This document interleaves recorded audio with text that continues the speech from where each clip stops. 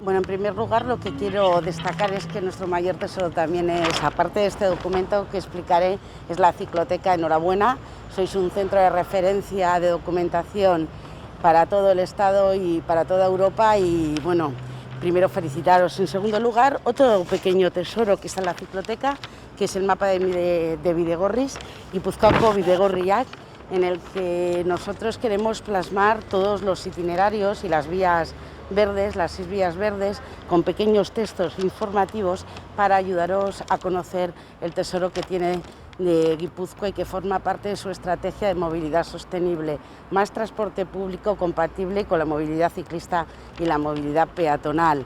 353 kilómetros para conocer Guipúzcoa, para desplazarte en bici y 6 vías verdes maravillosas que tenéis que animaros a conocer.